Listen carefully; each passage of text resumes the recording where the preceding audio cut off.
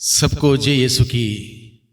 प्यारे भाइयों बहनों, फिर एक बार मैं आप सभी लोगों का हार्दिक स्वागत करता हूं ईश्वर का वचन को सुनने के लिए। आज की रोटी इस कार्यक्रम के द्वारा हम सभी इस वक्त ईश्वर का वचन को सुनेंगे। आज के दिन में एक खास बात है। खास बात यह है, ईश्वर का वचन हमें समझाता है प्रभु दया से द्रवित होने वाला ईश्वर। जब वो दया से द्रवित होता है, हमारे मांगे बगैर वो हमारे लिए इंतजाम करता है, हमें देता है, हमारे लिए प्रबंध करता है। ना केवल हमें देता है बल्कि हमें संतुष्ट करता है, संतुष्टि प्रदान करता है। संतुष्टि सिर्फ और सिर्फ ईश्वर हमें दे सकता है। और आज के पाठ के द्वारा हम इस बात को सुनेंगे। इस वक्त हम प्रभु का वचन सुने। प्रभु का वचन आज के दिन में लिया गया है संत मार्कुस के द्वारा रचित सुसमाचार अध्याय 8 पद संख्या 1 से 10 तक। उस समय फिर एक विशाल जनसमूह एकत्र हो गया था और लोगों के पास खाने को कुछ भी नहीं था। ईसा ने अपने शिष्यों को अपने पास बुलाकर कहा, मुझे इन लोगों पर तरस आता है। ये 3 दिनों से मेरे साथ रह रहे हैं और इनके पास खाने को कुछ भी नहीं है। यदि मैं इन्हें भूखा ही घर भेजूं तो ये रास्ते में मूर्छित हो जाएंगे। इनमें कुछ लोग दूर से आए हैं।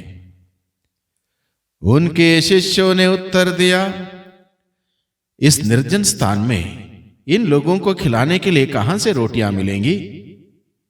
ईसा ने उनसे पूछा, तुम्हारे पास कितनी रोटियां हैं? उन्होंने कहा, 7। ईसा ने लोगों को भूमि पर बैठ जाने का आदेश दिया और वे 7 रोटियां लेकर धन्यवाद की प्रार्थना पढ़ी और वे रोटियां तोड़ तोड़ कर शिष्यों को देते गए ताकि वे लोगों को परोसते जाएं। शिष्यों ने ऐसा ही किया। उनके पास कुछ छोटी मछलियां भी थीं। ईसा ने उन पर आशीष की प्रार्थना पढ़ी और उन्हें भी बांटने का आदेश दिया। लोगों ने खाया और खाकर तृप्त हो गए और बचे हुए टुकड़े 7 टोकरे भर गए। खाने वालों की संख्या लगभग 4000 थी।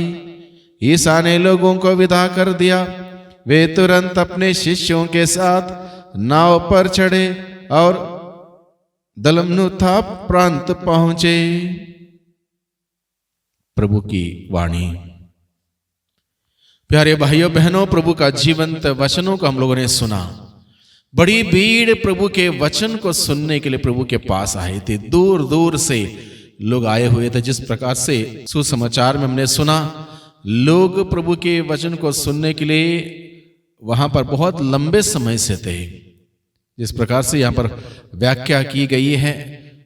और इसलिए प्रभु ने अपने शिष्यों से पूछा, हम इनको यूं ही ना भेजें। बहुत सारे लोग दूर से आए हुए हैं। अगर ऐसा भेज देंगे, हो सकता रास्ते में मूर्छित हो जाएंगे। प्रभु का ख्याल देखिए, क्योंकि वो दयावान है, दया से द्रवित होने वाला ईश्वर। वो पहले से ही जान गए कि अगर मैं इन लोगों को यूं ही विदा कर लूं, हो सकता है भूख के मारे वो रास्ते में मूर्छित हो जाएंगे, गिर जाएंगे। इसलिए प्रभु ने लोगों के मांगे बगैर इंतजाम किया, उनके लिए प्रबंध किया।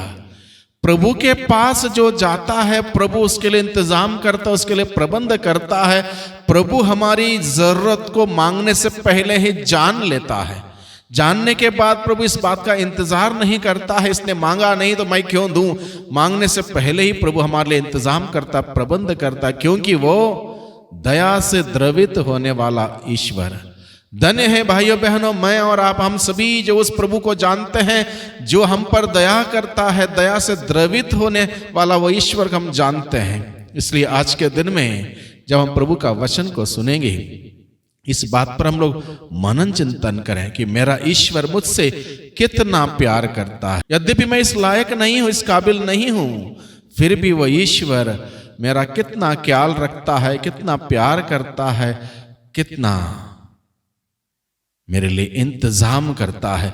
इस बात पर हम लोग आज के दिन में मनन चिंतन करें। जैसे हम लोग इस वचन को सुन रहे हैं, पढ़ रहे हैं, मनन चिंतन कर रहे हैं और गहराई में जाएं, इस बात का आभास करें, अनुभव करें कि मेरा ईश्वर हर पल पल कितना मेरा ख्याल रखता है। इस बात पर हम मनन चिंतन करते हुए इस ईश्वर के प्यार को अनुभव करें। उन्होंने क्या किया? उन्होंने अपने शिष्यों से पूछा क्या है। शिष्यों ने कहा इतने सारे लोगों के लिए कहां से रोटियां मिलेंगी, और ये जगह ऐसा भी नहीं है जहाँ के तुरंत जाके रोटियों को प्रबंध किया जाए, ऐसा जगह नहीं है। तो प्रभु ने कहा ऐसा भी नहीं हो सकता कि हम उन लोगों को ऐसा बेच दें और वो चले जाएं, जिम्मेदारी है हमारी। प्रभु ने अपने शिष्यों को कहा हमारी जिम्मेदारी उनको खिलाना, और तुरंत वहां पर कुछ रोटियां थी, 7 रोटियां थी, कुछ छोटी मछलियां थी। प्रभु ने आशीष की प्रार्थना पढ़ी और उस पर इतनी आशीष आई, 4000 से भी अधिक लोगों ने खाया पिया और वो तृप्त हुए। हो सकता हमारे पास थोड़ा सा है, जैसे हमने वचन में सुना 7 रोटियां 4000 लोगों के लिए क्या है? कुछ भी नहीं है। एक व्यक्ति खा सकता है या 2 लोग खा सकते हैं। कुछ छोटी मछली 2-3 लोगों का भोजन हम मान सकते हैं। अब प्रभु के हाथों में जब दिया उन रोटियों को, 7 रोटियों को, छोटी मछलियों का, और जब प्रभु ने आशीष की प्रार्थना पढ़ी, कमी नहीं आई। हमारे हाथ में जितना भी होगा ना, कम हो सकता है भाइयों बहनों, कम हो सकता है। वो थोड़ा कुछ हमारे पास है, हम प्रभु के हाथों में देंगे, बहुतायत में बदल जाएगा। हम बहुत सारी बातों को लेकर सोचते मेरे पास वो नहीं है, मेरे पास ये नहीं है, उतना नहीं है, इतना नहीं है। कोई बात नहीं, हमारे पास प्रभु है, हमारे पास प्रभु है। हम हर दिन जो कुछ हमारे पास है प्रभु के हाथों में समर्पित करें। सुबह उठ के प्रार्थना में प्रभु के हाथों में दे दें। हमारे पास आज के दिन में मान लो रोजी रोटी का इंतजाम नहीं है, हम प्रभु के हाथों में समर्पित करें प्रार्थना में। और कोई घर में खर्चा है, घर में कोई आर्थिक परेशानी है, प्रभु के हाथों में समर्पित करें। और कोई दुख है, कोई बीमारी है, कोई तनाव भरी बात है, कोई परिस्थिति है, प्रभु के हाथों में दें। प्रभु सब कुछ सही कर देगा। सारी हमारी जरूरतों को पूरा करने वाला प्रभु है। ना केवल हमारी जरूरतों को पूरा करता है, वो हमें संतुष्ट करता है। वो 4000 लोगों को उन्होंने खिलाया और सभी खाकर तृप्त हुए। वहां पर लिखा है तृप्त हुए, यानी कि संतुष्ट हुए, किसी को कमी नहीं हुई, किसी को भी कोई शिकायत नहीं रही। हमारी बहुत सारी शिकायतें हो सकती हैं हर दिन, बहुत सारी बातों को लेकर।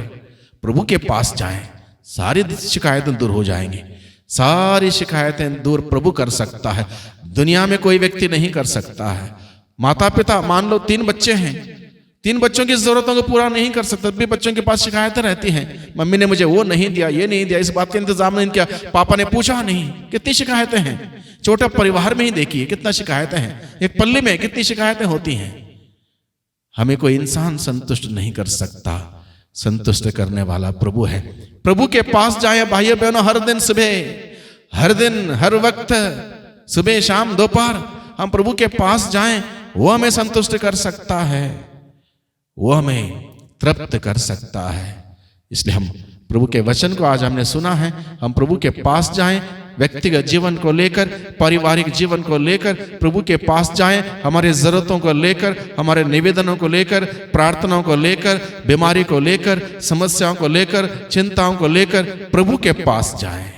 प्रभु के पास हमारे सभी सवालों का उत्तर है, प्रभु के पास हमारे सभी समस्याओं का समाधान है। वो स्वयं समाधान है, वो स्वयं उत्तर है। उसके पास जाएं, वही हमें संतुष्ट कर सकता है। संत अगस्त्य ने यही कहा, हमारा दिल तब तक तड़पता रहेगा जब तक उस ईश्वर में लीन ना होता हो, ईश्वर में एक ना होता हो।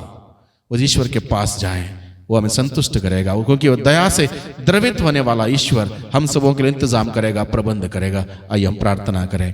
सर्वशक्तिमान पिता परमेश्वर, धन्यवाद देते हैं आज के वचनों के लिए, आज के वचनों के द्वारा प्रभु आपने अपना दिल खोल के हम सबों के सामने रखा है, ताकि हम इस बात को समझ जाएं कि आप दया से द्रवित होने वाले ईश्वर हैं। प्रभु धन्यवाद, आपकी दया हम सबों पर बनी हुई है, इसके लिए धन्यवाद। आप अपने दया के चलते हम सबों के लिए इंतजाम करते हैं, प्रबंध करते हैं, हमारा ख्याल रखते हैं, रक्षा करते हैं, देख रेख करते हैं, हर प्रकार की बीमारी से, महामारी से, संकट से, परेशानी से हमें बचाते हैं। हम आपको धन्यवाद देते हैं। आज के दिन में प्रभु फिर एक बार आपको धन्यवाद देते हो, आपसे विनती प्रार्थना करते हैं प्रभु, आपकी दया की दृष्टि कभी ना हमारे ऊपर से हटे, सदा ही हमारे व्यक्तिगत जीवन में, पारिवारिक जीवन में, हमारे पल्ली के जीवन में आपकी दया की दृष्टि बनी रहे, ताकि हम निरंतर आपकी दया से फलते रहें, आगे बढ़ते रहें, तरक्की करते रहें, आपकी महिमा देखते रहें, आपकी महिमा करते रहें। दुआ करते हैं उद्धारकर्ता यीशु मसीह के नाम से, आमीन।